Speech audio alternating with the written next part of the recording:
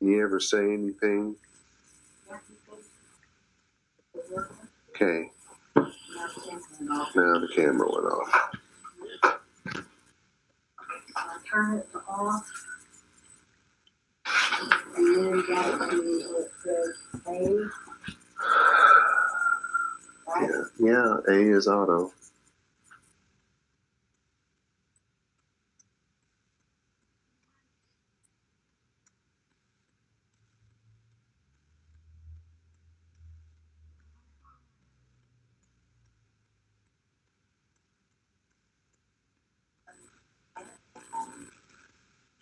I guess so. Really, and I can't make a difference.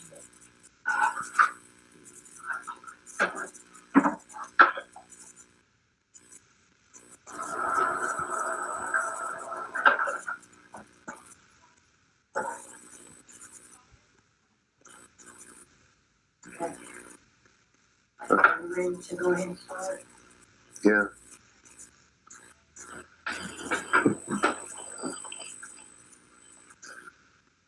Waiting on you. No, Lego. No. Leave it alone. All right. Today I thought would be a good day to go over Sukot, the lesson on Sukot. I'm going to skip over some things and go through some things and just try to cover all the highlights. It's to kind of remind everybody what Sukot's all about before we actually reach Sukot. But I like to start off by asking, what's the purpose of this feast? What does it represent? Why would God command his people to live in a temporary housing for an entire week every year? The Torah says that God wanted the Jews to be lived in temporary housing while they were in the wilderness. So we know that's obviously at least one reason. But was that all there was to it, or is there more? So first, God has us celebrate the return of our groom. Then he makes us celebrate the blood of the virgin bride, and then he wants everybody to go camping. What's that about? All right, so I'm going to move on to Vayikra, or Leviticus 23, 33 through 34, and this is my translation of the Hebrew. And Yahweh spoke to Moshe, saying, Speak to the children of Israel, saying, In the 15th day of the 7th new moon shall be the Hag Sukot. That's the Feast of Sukot. For 7 days, two, like T-O, or perhaps F-O-R. It's two, we may want to more think of it more as F-O-R, for Yahweh. So it's to Yahweh or it's for Yahweh. They both mean exactly the same thing. In case you didn't catch it, Sukkot is not your yearly vacation. It is a celebration to or for Yahweh. You can think of it either way. We're celebrating to Yahweh, or we're celebrating for Yahweh, or because of Yahweh. However you need to look at it. That's what it is. It's not your yearly vacation. It's what you do for Yahweh for 7 days every year. It is we time with God. It is not me time. Hey, but the upside is you can celebrate Sukkot and make it all about God, and then you can take a second vacation every year and make that all about you. God didn't say you couldn't. He did say this one wasn't it. So your first word, of course, is Hag.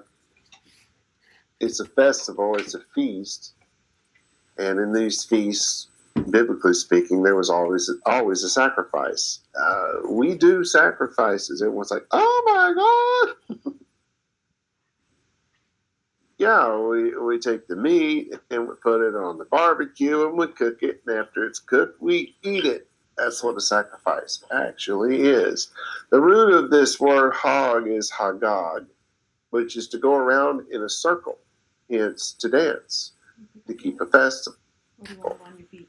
from the idea of leaping and dancing and sacred dances, especially of a You just public threw it. assembly, What's the too sense? real to be What'd getting you do used that of for? drunkards. It's interesting that it says used of drunkards to me, because this is a Well, I was trying to Hebrew move. uh, Couldn't move. lexicon. Good. It was written by Jusinius. This stuff that I just read came from his lexicon. This is a man that was, I don't know if he was Jewish or not. He was part of Oxford, so he probably wasn't, but he definitely knew his Hebrew. He was very fluent. And he did this work. It's every work to this day is still based on this very work. I mean, if you open up a Brown Driver Brig, in the beginning of it, it tells you it's based on the work of Jusinius. And so I just go straight to the horse's mouth. I don't see any reason why I should go to somebody else's work based on his work when I can go to his work. But anyway, I think it's interesting that he says it's used of drunkards, because if you think about that New Testament verse where it's on the Feast of Sukkot, somebody says that they're drunk, and somebody gets up and says, these are not drunk as you suppose. Use of drunkards. You can see why, because of the very word and the very nature of the celebration, why somebody used that terminology. Anyway, I thought that was neat. Sukot, the word Sukot is a Hebrew word, of course.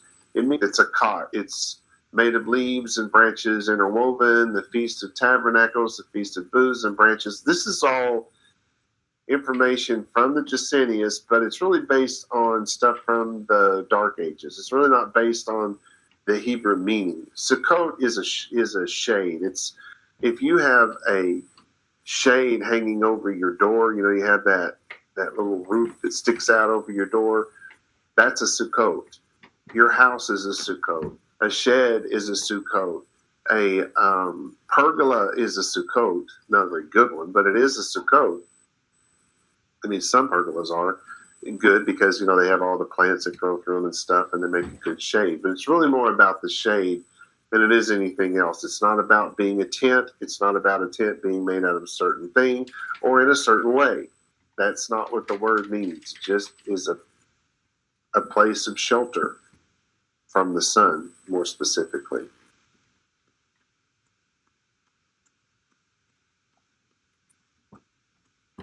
Yeah, because they talk about it's a booth for cattle, and it's even of a lair for a lion. So it's just a place where you go to get away from the sun. Verse 35, why has I got the Hebrew there? Oh, I don't have the translation. I'm going through the words.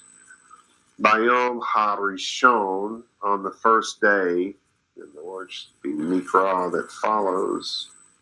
Why is that? Why do I have that at the beginning? Maybe I'm not going through it. I have Mikra, that's convocation, that's a calling together. It's from Kara, is your root. Yeah. To cry out, it's used of any sound. It can be an animal howling, it can be an animal crying out in misery, or, howling at the moon. It can be anything. It can be a sound that's not even articulated. The sound of pain and anguish and stuff, where it's just a sound, a sound of weeping. But it's also the sounds and the cries for joy, and then from the leaping and the dancing and all that kind of stuff. But the point that they're trying to make with it is it's to cry out with a loud, passionate voice. Whether it's passion in a good sense or passion in a bad sense, the word does not decipher. The context does. Of course, Feast of Sukkot is going to be in a good sense, not a bad. And this is Kodesh, which, of course, is holy. Something that's consecrated to God. My throat seems to be closing up. Something that's consecrated to God, something that's set apart for God. We have this thing every year. It's set aside for God, so it makes it holy.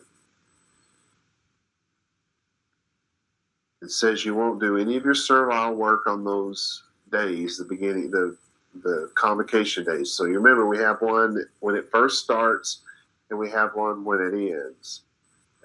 We normally do these the night before. So if we can do it on Monday. Yeah, I think we're going to do it on Monday this time because something always comes up. Something always makes it difficult to get this thing pulled off on the first night. And remember, the first day of the feast starts when the sun goes down. So if you have it sometime after the sun comes up the next day before it goes down, then you're well within the range of doing this when God said to do it. So instead of doing it at 7 o'clock this year on Sunday, I want to do it more like noon or 1 on Monday after we've had some time to kind of get set up and all that, because I'm not even sure the main tent will be ready on Sunday anyway, especially not by Sunday. Well, that's always been the problem, is we're just in a all fired up panic trying to get the things set up and the stuff moved from one place to the other, and it just winds up with me just being in a bad mood or completely exhausted or in so much pain I can't even think. So I don't want to do it this year. So the translation of 35 anyway is, on the first day shall be a Mikra Kodesh. So it's a convocation, holy, of course, literally, or holy convocation as we would say it. You shall not perform any avodah, any servile work. You're not allowed to do it. There is an exception in some of these, where in some of the feasts, not all of them, in some of them where God says you can do the work that's necessary to feed you, which includes washing dishes. It includes prepping the food. It includes washing the tables and putting the tablecloths and the napkins and the forks and the plates. All of that's included in prepping for the meal. That's generally okay in all of them. It isn't in all of them, but it is generally going to be okay in most of them. But that's not considered servile work. Whatever you do for a living, that's your servile work. So you got to stop that. And you shouldn't be doing the work that somebody else does for a living either. In verse 36, we have some important words. Tak rivu is offering. It's something that you bring to God. This is the offering that we're going to bring to God. What is it? Ish. It's the word that mimics the sound of fire. But remember what happens. If we're talking about what we're bringing, then we're talking about us, right? So we're talking about this. There's a grammar rule here. When speaking of men, because it's talking about us, men, I mean men and women, mankind, that kind of thing, when I say men, is also applied to internal love, passion of the mind. So it's passion, it's not fire. And we're supposed to bring this passion. It says La Yahweh. So we're supposed to bring it to God. This is what we're supposed to offer God. Every day that we're at this feast, we're supposed to be offering God our passion. Now, on the 8th day, we have our last convocation. I know it says that it's a 7-day thing, and the 7 days, start from the first convocation, and then you have your 8th day as your last convocation, which is why when it starts on a Monday, you have your first one on a Monday, and you have your last one on a Monday. That's how that works.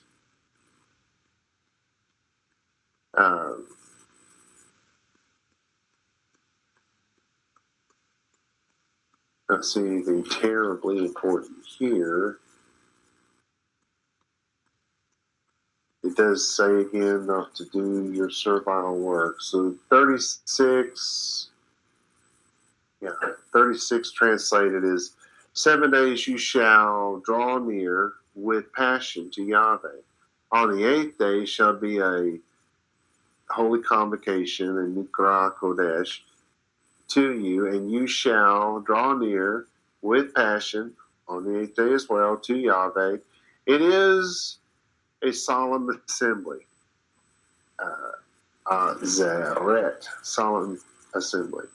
You shall not perform any servile work. Melechet avodah, servile work. You can't do it. So the first day you can't work, the last day you can't work. Monday and Monday. Very important that we know these things.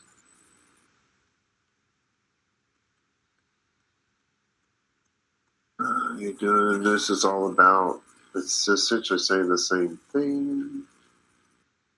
I'm looking at the breakdown of the Hebrew sentences here. I guess we're in 37, I'm not sure yet. Yeah, 37. My translation of 37 is, these are the appointed times of Yahweh, which you will proclaim a Nikra, a Kodesh. Convocations, Mikra, Mikra'e. Instead of Mikra, it's Mikra'e. Convocations, holy. So we're not going to have a whole bunch of convocations on the first day and a whole bunch on the last. The reason why it's in plural is because that means it goes on forever. You do this every year. So it's written in plural. That's why they do it in Hebrew. You will proclaim holy convocations to God. It's always to God. To draw near with passion to Yahweh, a burnt offering and a meat offering, a sacrifice and drink offerings, a daily word in its day.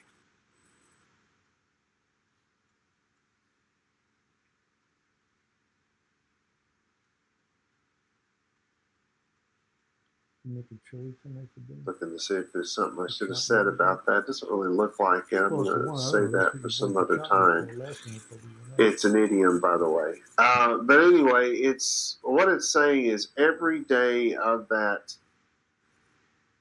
of Sukot, you're supposed to cook something on the grill. You got to barbecue at least one meal every day of the holiday, all 8 days, not just the 7.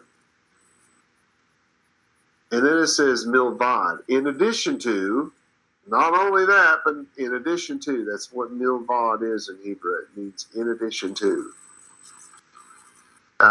In addition to Shabbatot Yahweh Umilvad. So it's saying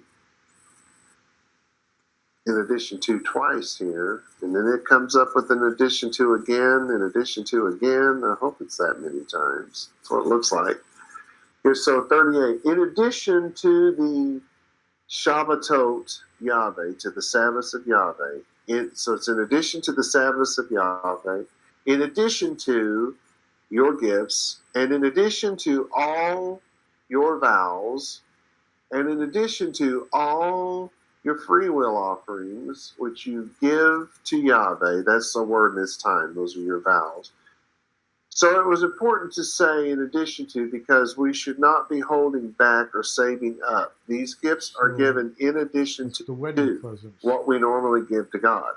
So you can't say, well, I got to pay $100 in my tithe, so what I'll do is I'll give 20 of it for this one and 20 of it for that one. No, God said no. You give your tithe, and then in addition to that, you give this other stuff.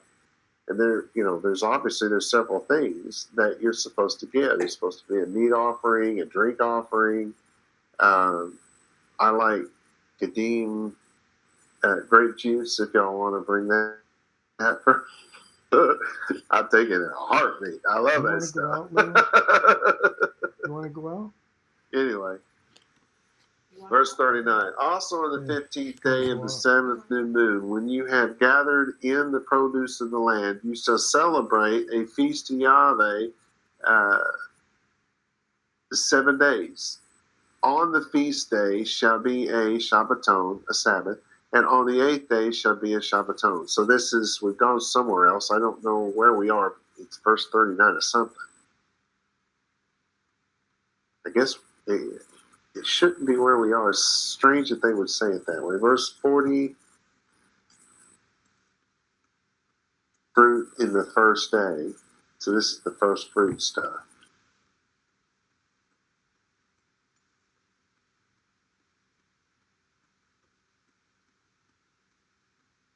I started it with Pefri, which is fruit. Eretz is trees. Hadar is beautiful, majestic trees. Now, the fruit of beautiful, majestic trees is not necessarily going to be an apple. Let's say you've got Hmm? a pine tree. So we have a couple of those in our yards, right? And they're gigantic. They're, 60, 70, 80 feet tall. They're really tall, right? What's the fruit of that? I know my baby. Well, the needles, I know my little girl. the pine cones. That's the fruit of those trees. And it's talking about this. This is where, remember, we've talked about this before. This is where we're supposed to trim up the trees a little bit, and then we're going to decorate our tents with them. And it says you're supposed to do palm branches, which we have for you guys this year. We have both real ones and fake ones for you. Somebody donated some fake ones. It'll help keep the color. And so when it's talking about the anaf, the branch of the tree, it's actually talking about what decorates a tree. Its leaves, its branches, its fruit.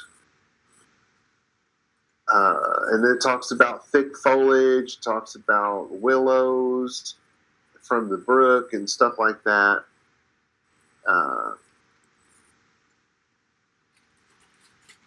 Interesting that it ends up with U'semachtem lifnei Yahweh Elohechem shivot yamim, and you shall rejoice before Yahweh your God for 7 days. That's a command. So verse 40, and you shall take to you on the first day the fruit of full-grown trees, palms and palm trees, and the branches of thick trees, and willows of the brook, and you shall rejoice before Yahweh your God 7 days. Doesn't have anything to do with the harvest, does it? Doesn't have anything to do with plants or any of that right now. We're not talking about the first fruits like I thought we were at first. We're not. We're talking about taking that which decorates a tree. You're supposed to take all that down and celebrate with that. In verse 41, and you shall celebrate with him a feast to Yahweh 7 days in the year, a statute forever in your generations. In the 7th new moon you shall celebrate it with him. You shall dwell in Sukot 7 days. All that are born with Israel shall dwell in Sukot. See, if we say all that are born in Israel, then we say, well, we don't have to do it because we're in America. No, it's all that are born with Israel. You know how important that is, right? But you're supposed to dwell in them 7 days. You're supposed to live in them for 7 days. You're not supposed to build one that has no roof on it worth having, because it may rain in those 7 days, and you're going to want to keep the rain off of you if you're dwelling in it, right? I'm just saying. You're supposed to live in this thing for 7 days. Ezrach, so we're down on, that's the word born, a native tree, not transplanted into another soil, used of men. Today in Israel they say sabra. I don't know where that word comes from. I just know that that's native in modern Hebrew. To rise, its use of the sun, it probably means to scatter its rays. It's what comes up over the horizon just as the sun is coming up, the breaking forth.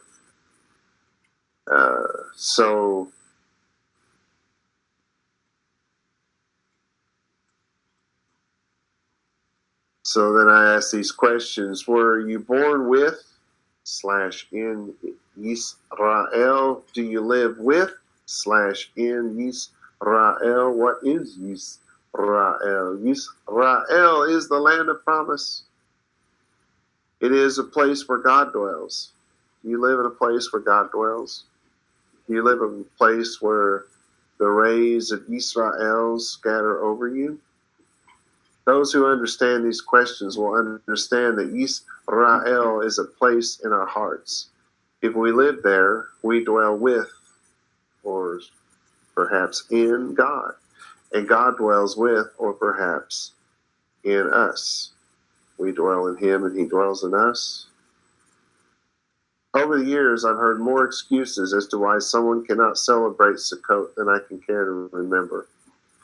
In the following year, virtually everyone who made the excuse was not here either.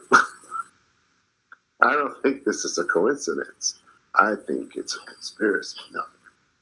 The truth is, those who are not willing to give God 7 days and 8 nights in their year probably will not give him the rest of the year, let alone the rest of their life.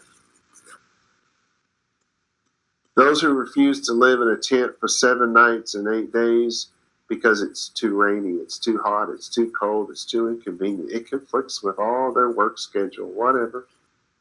They have never truly experienced this incredible event. They do not know what they have lost. Those who are unwilling to give God these 7 nights and 8 days do not get that life with God is sometimes a rainy season. Sometimes it's a dry and barren season. Sometimes an impossible season. Sometimes a lost it all season. Sometimes a heartbroken season.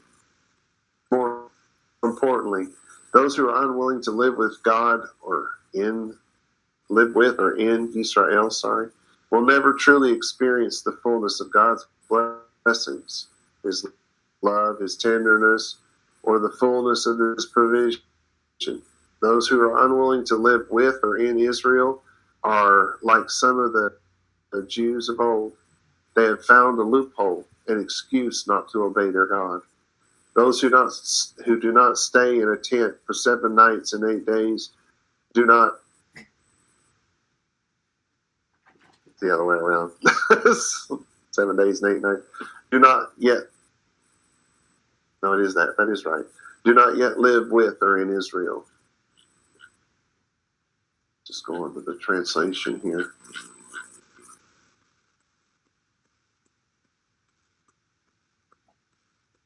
So in verse 43, so that your generations will see, perceive, acquire knowledge, and become acquainted with, so that they will become aware by touch, smell, and hearing, so that they will become aware by experience, so that they will become aware in a face-to-face, intimate manner that the children of Israel lived in Sukot when, this is God talking, when I brought them out of the land of Egypt, I, Yahweh God. Those who would choose not to dwell in Sukot each year because they are not in the actual land of Israel or because they were not born there have not experienced the cause and the effect intended in verse 43. By Hebrew standards, the best thing is for us all to be born there and thus to obey. But the next best thing is to obey God's law no matter where we are or where we were born. In the end, those who do not dwell in Sukot have never experienced this feast the way God intended them to. Keep in mind, God commanded his children to celebrate this feast in this way each and every year of our lives. Those who do it once or twice cannot receive that which God has given his children through this feast, especially if they do not understand that this is the 7-day wedding feast. So let's look at verses 33 through 42, just my translation.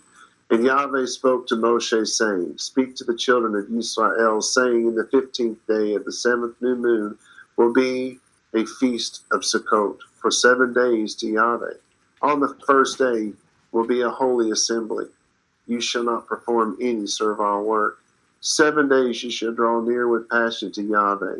On the 8th day shall be a holy assembly to you, and you shall draw near with passion to Yahweh. It is a solemn assembly. You shall not perform any servile work. You know, it's funny, it says it's a solemn assembly, but we're dancing around making people think we're drunkards. Think about that one.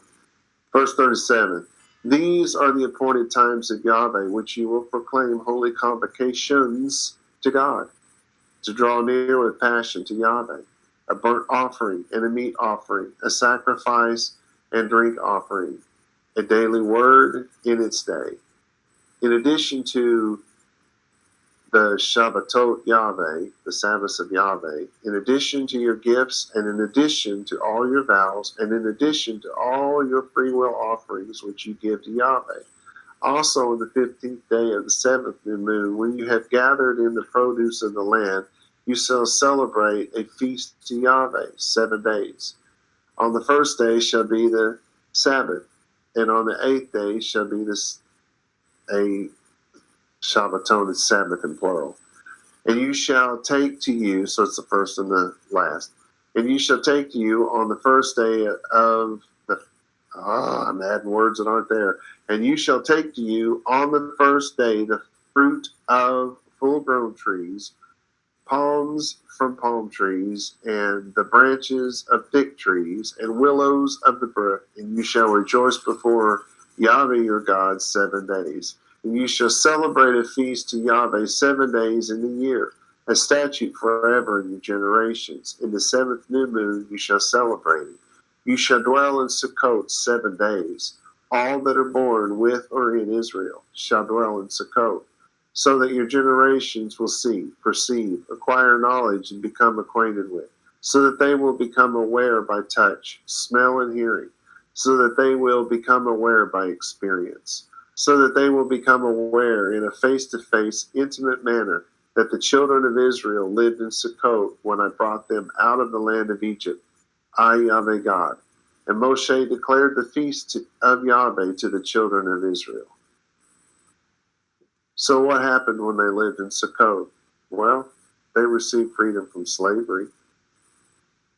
Romans 8:15 says, "For you have not received the spirit of bondage again to fear, but the spirit of adoption, in which we call the Father, Abba." Abba does not mean dada or daddy. It was not associated with affection or with the idea of father as one who nourishes a child. This concept is not found in the biblical period or text. Becoming God's seed means that we give up being children of the flesh. In other words, we give up being selfish, and thus become children of the King, which means we're obedient. The word Abba is the Chaldean word for father.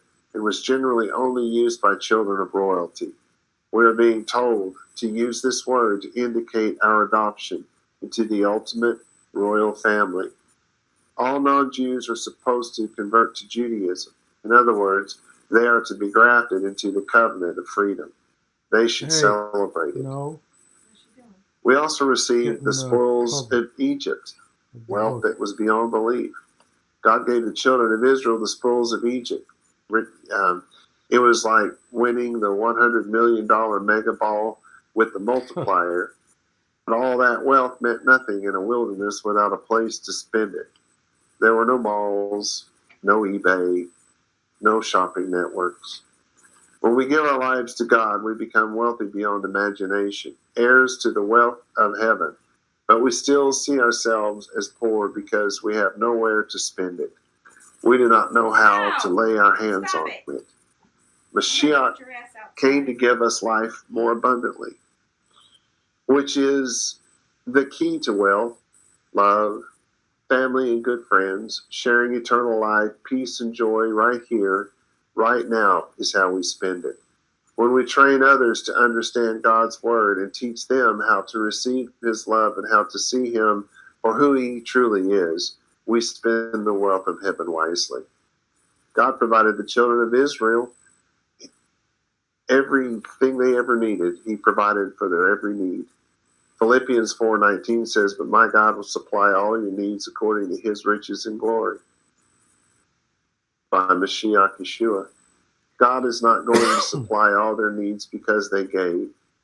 He will supply all their needs because the fruit of Torah observance is hanging from the tree of their life.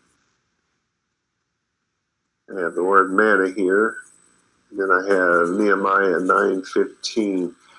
"And gave them bread from heaven for their hunger, and brought forth water for them out of the rock for their thirst, and told them that they should go in to possess the land which you have sworn to give them." In John 6:33 it says, "For the bread of God is he who descended from the heavens and gives life to the world." Yeshua was born in Bethlehem, which means the house of bread. This was no accident. John 6:35 said, Yeshua said to them, "I am the bread of life. He that comes to me shall not hunger, and he who is faithful to me will never thirst.